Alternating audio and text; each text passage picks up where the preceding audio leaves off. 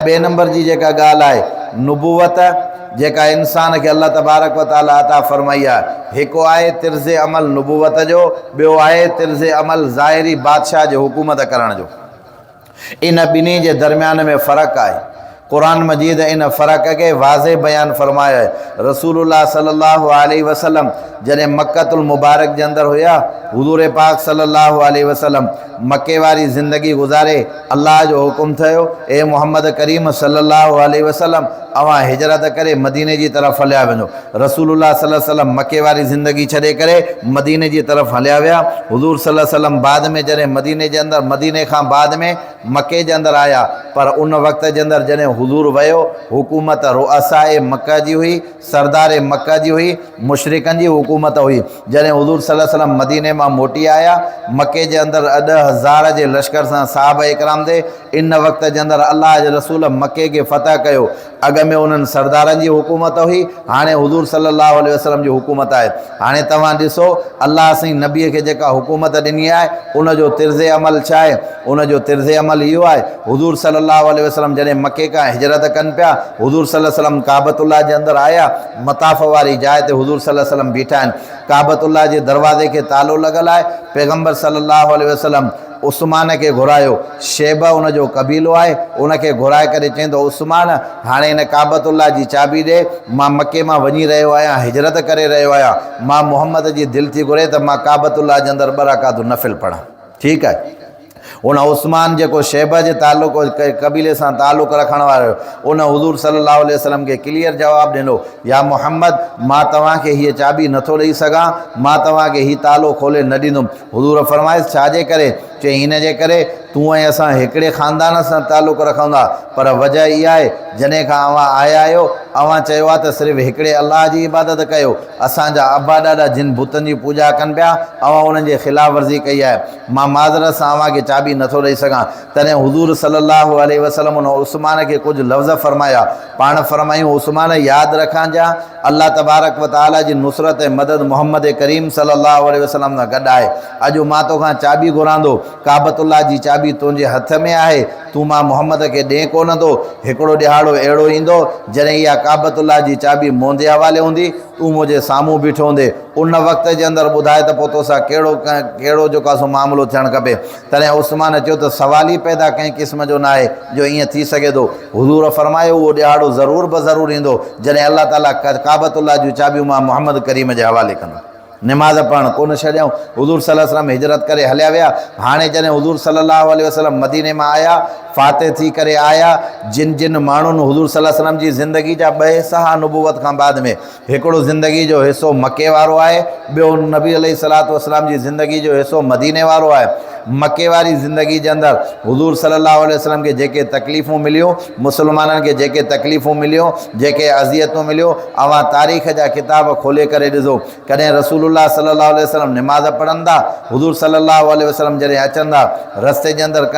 कंडा जेको आहे उछलाए वञनि था। कॾहिं पैगम्बर सल्लल्लाहु अलैहि वसल्लम खे ॾिसी करे हिक ॿिए खे अखियुनि सां इशारो ॾियनि था त हिकु अल्लाह जी इबादत करण वारो आयो आहे। कॾहिं कहिड़े सहाबी खे तकलीफ़ आहे, कॾहिं हज़रत बिलाल रज़ी अल्लाह ताला अन्हु खे बाहि जे टांडनि जे मथां विछाए थो वञे, कॾहिं कंहिंखे तकलीफ़ आहे। हिननि तकलीफ़ जी इंतिहा करे छॾी। पैगम्बर सल्लल्लाहु अलैहि वसल्लम खे बि तकलीफ़ ॾिनो, सहाबा इकराम खे बि तकलीफ़ ॾिनो, सहाबियात खे बि तकलीफ़ ॾिनो। हाणे इहो ज़िंदगी जो हिसो गुज़री वियो। मोहम्मद करीम सल्लल्लाहु अलैहि वसल्लम जॾहिं मदीने मां आयो, हिजरत करे आयो आहे, अवां तारीख़ ऐं सीरत जा किताब खोले करे ॾिसो। रसूलुल्लाह सल्लल्लाहु अलैहि वसल्लम पंहिंजी ॾाची मुबारक जे मथां जेकॾहिं हिकिड़ो बादशाह फ़ातिह थी करे कंहिं मुल्क जे अंदरि दाख़िल थींदो आहे, उनजो कंधु मथे हूंदो आहे, उनजो सीनो खुलियल हूंदो आहे, ऐं उहो वॾे हिकिड़े हुरूर ऐं तकबुर जे अंदरि हूंदो आहे त हींअर त मां इलाइक़ो फ़तह कयो आहे। पर मोहम्मद करीम सल्लल्लाहु अलैहि वसल्लम मके जे अंदरि जॾहिं दाख़िल थियो आहे, सीरत जा किताब खोले करे ॾिसो, हुज़ूर पाण ॾाची जे मथां वेठो आहे। रसूलुल्लाह सल्लल्लाहु अलैहि वसल्लम जो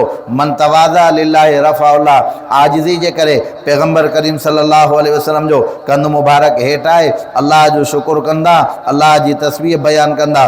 जने आया जिन मक्के वारन जुल्म कयो साहबा इकराम के शहीद कयो है हज़रत हमज़ा रज़ी अल्लाह ताला अन्हु के शहीद कयो है काफ़ी साहबा इकराम जा कातिल होया उन्हनि जूं औरतूं ऐं मर्द पंहिंजे घरनि जे अंदरि बेकरान ऐं परेशान हुया त वाज मोहम्मद मुस्तफ़ा सल्लल्लाहु अलैहि वसल्लम जी हुकूमत आहे पैगम्बर सल्लल्लाहु अलैहि वसल्लम फातिह थी करे दाख़िल थियो आहे असां उन सां जेके ज़ुल्म कयासीं अॼु असांखे उन जो हिसाबु ॾियणो पवंदो असां जेके उन्हनि जा शहीद कयासीं अॼु ओतिरा मर्द असांजा मारिया वेंदा मायूं जुदा ॾकनि पियूं मर्द जुदा ॾकनि पिया तारीख़ लिखे थी वाह मोहम्मद मुस्तफ़ा सल्लल्लाहु अलैहि वसल्लम तुंहिंजे अख़लाक़ ऐं तर्ज़ हुकूमत जे मथां पूरी दुनिया खे क़ुर्बान कजे हुज़ूर फरमायो जिन मके जे अंदरि साहबा इकराम ते ज़ुल्म कयो आहे मां मोहम्मद करीम फातिह थी करे उन्हनि खे माफ़ करे छॾियो जिन मुंहिंजे साहबा इकराम खे शहीद कयो आहे मां मोहम्मद करीम सल्लल्लाहु अलैहि वसल्लम फ़तह हुजण जे बावजूदि बि उन्हनि खे माफ़ कयो आहे तॾहिं जेके वॾा वॾा सरदार मके जा हुया मके जा मुशरिक ऐं काफ़िर मेड़ाको पाण में कोठाए करे चऊं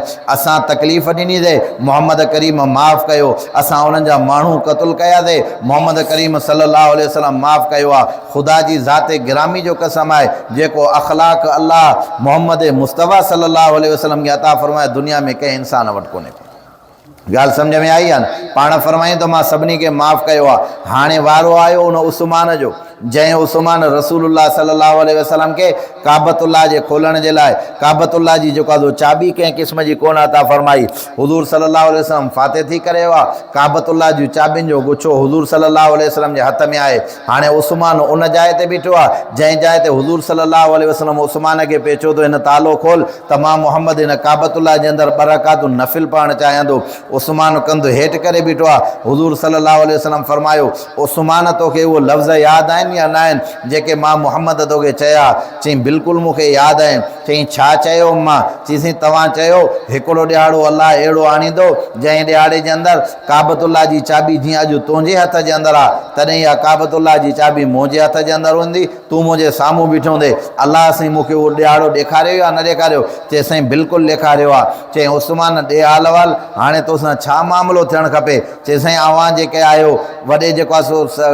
कबीले सां तालुक़ु रखंदड़ आहियो शराफ़त वारे ऐं इज़तदार कबीले सां तालुक़ु रखंदड़ आहियो अव्हां असांजा भाइर आहियो अव्हां जी मर्ज़ी आहे जीअं कयो हाणे थियणो त ईअं खपे इन माण्हू खे सज़ा जे तौर ते जंहिं अहिड़ो मामिलो कयो आहे उनखे सज़ा ॾियणु खपे पर न पैगम्बर सल्लल्लाहु अलैहि वसल्लम उन जे लाइ सज़ा तजवीज़ कंहिं बि क़िस्म जी न कई अल्लाह जे रसूल फरमायो उस्मान इहो तुंहिंजो ज़रफ़ हुयो तो मूंखे बरकातूं नफ़िल पढ़ण जे लाइ ॾिनी आहे हाणे मां मोहम्मद करीम जो ऐलान इहो आहे छो त ख़ुदा मूंखे रहमतुल लिल आलमीन बणाए करे मोकिलियो आहे वमा रुसलनाका इल्ला रहमतल लिल आलमीन जिन मूंखे तकलीफ़ ॾिनी आहे मां उन्हनि जे लाइ बि रहमत आहियां जिन मूंखे तकलीफ़ न ॾिनी आहे पर हिन पूरे ध्यान जे अंदरि जेके आलम आहिनि जेके मख़लूक़ात मोकिलियूं आहिनि ख़ुदा पैदा कयूं आहिनि मां मोहम्मद करीम अव्वलीन ऐं आख़िरीन सभिनी जे लाइ रहमतुल लिल आलमीन आहियां इहो तुंहिंजो ज़रफ़ हुयो तो अहिड़ो मामिलो कयो आहे अॼु मां मोहम्मद जो ऐलान इहो आहे त हीअ चाबी त तुंहिंजे हवाले करियां थो पर मां मोहम्मद इहा दुआ बि कयां थो